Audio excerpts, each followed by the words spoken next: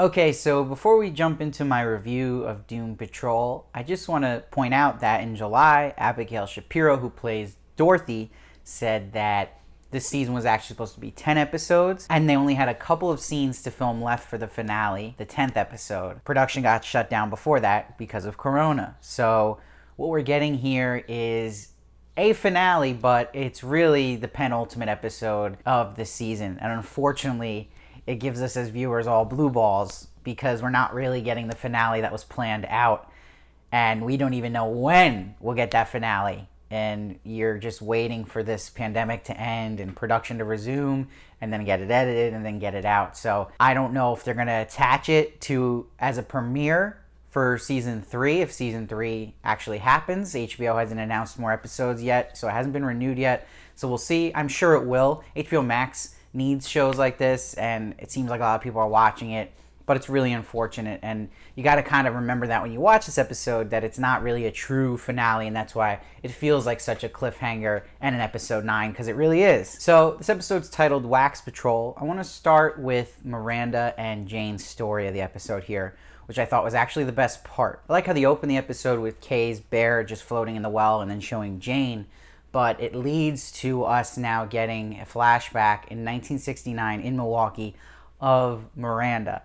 The point of this whole story was to show us what was that missing event that led Miranda to go to the sisters, and they tell her to go to the well, and she kills herself. It fills in the blank in Miranda's story, and it also gives us just an awesome way to show us how Crazy Jane was born. And what I want to say about these opening scenes here with Miranda, and we see her meeting this guy who plays a guitar outside and eventually starts dating him, just the facial expressions, the range of emotions Diane Guerrero could play, and literally personalities, is absolutely stunning. And I don't know many actresses who could pull this off. And I want to say that she should definitely be considered for an Emmy, whether it's a superhero show or not, and I hope they don't turn a blind eye to it. They need to consider these type of performances. This is so good, and she deserves to get credit for it. So I hope in the next year that comes of Emmys that she will be at least nominated for this, because she rightfully deserves it, and I think this episode really sold it for me.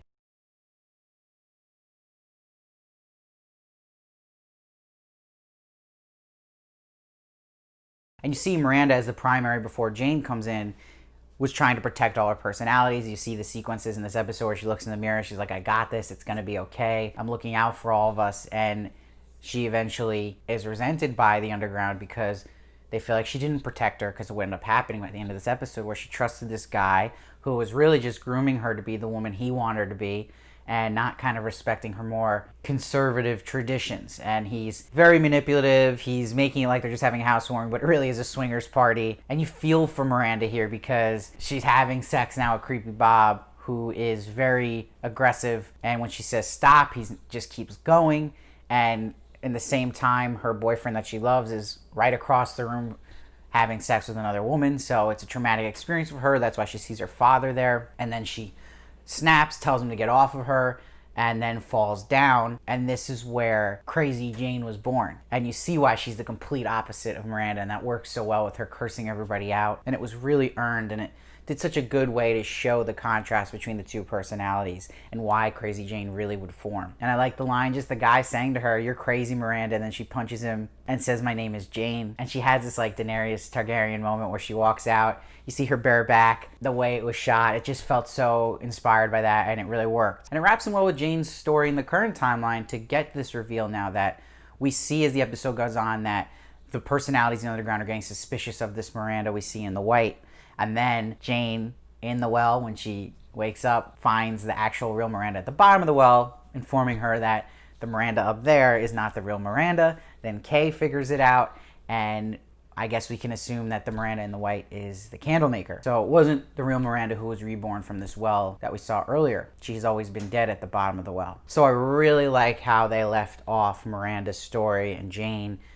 And again, just growing Jane as a character. And as we learn more and more about these personalities, the possibilities are endless. And it's, to me, the most intriguing storyline at this point. Now, where I wasn't so crazy about the episode was when we actually had this big final act that was kind of hyped up about the candlemaker and the carnival. Something about it felt weird how it just kind of transitioned into it. And it felt a little easy to have the spider come up and tell them to go to the carnival and get them there. It kind of felt rushed from just seeing Cliff talk about his wedding with his daughter, and now the wedding was happening, and now all of a sudden they got to go to this carnival and they're all together. It felt even weird leading off from where we were with Niles, because you're like, where is Niles during this whole scene in the carnival? He doesn't come up to the end, but it's like no one passed him. It just felt off. The whole vibe of it felt even just empty in a bad way. But again, Cliff has some great lines here when they first see Kipling and he's like, what kind of Mike Tyson shit happened to you? I thought that was great. And I like how they show Kipling leads into this idea of them all seeing their imaginary friends now through the Candlemaker, and his is just this old-time puppet. I thought Rita seeing Roxy was kind of weird at this magazine cutout with her mother's eyes.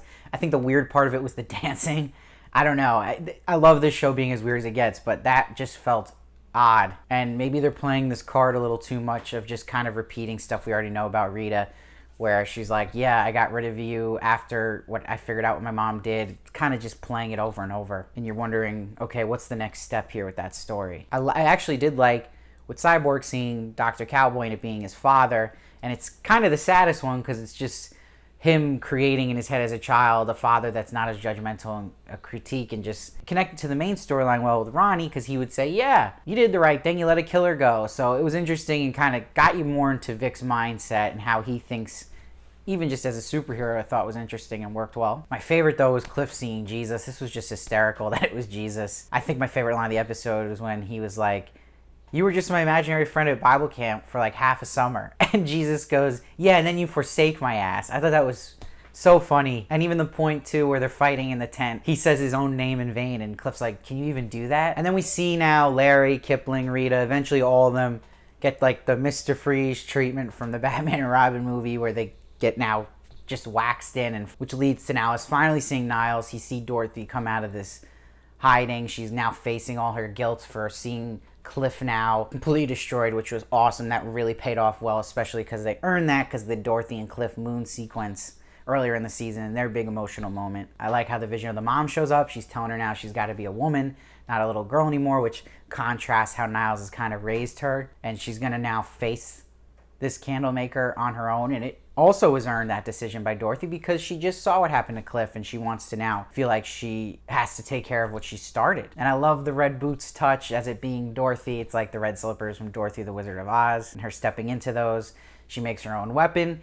She goes now into the Candlemaker. It's a big cliffhanger. I would have loved to see one more episode in the finale we were supposed to get. This is where this kind of sucks. So this is just blue balls for us until further notice. We don't know if there even is going to be a season 3, and if maybe they'll release this just as one episode eventually when they can actually do production on it. So it's unfortunate. What can you do? It's a pandemic. It just sucks because this is really one of the first shows I watched that's been affected by it now. We're kind of seeing that happen, and it's going to come up more, and it's unfortunate, you know? But as a penultimate episode, if I'm looking at a regular season, I thought it was pretty damn good, and I thought really actually the Miranda stuff and the Jane stuff was the strongest and separated it from other superhero shows and really worked emotionally. And again, I think Diane Guerrero is just sky's the limit for this actress. She's so damn good in this role, and she's a joy to keep watching her do to these different characters. But I do feel like the main set piece here at the carnival was a little disappointing, especially action-wise too, but I'm sure that was planned for the finale, so I don't want to hold it against it too much. But again, there was something so weirdly, maybe low budget or empty. I can't put my finger on it, but that felt off about some of those sequences. But overall, I'm going to give this one an 8.6.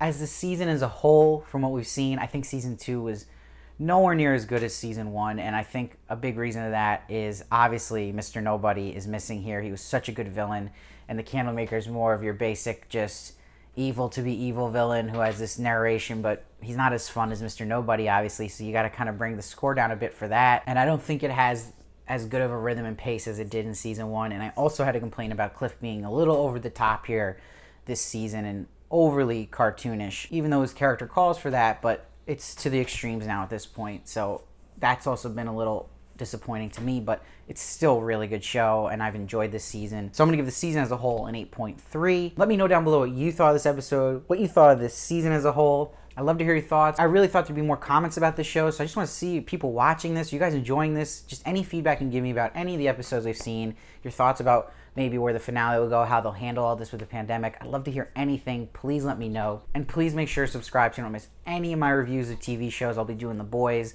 the whole season 2 coming up. I'll have interviews with the cast, so you're not going to want to miss that. And please follow me at SteveVarley1 on Twitter and Instagram for more of me.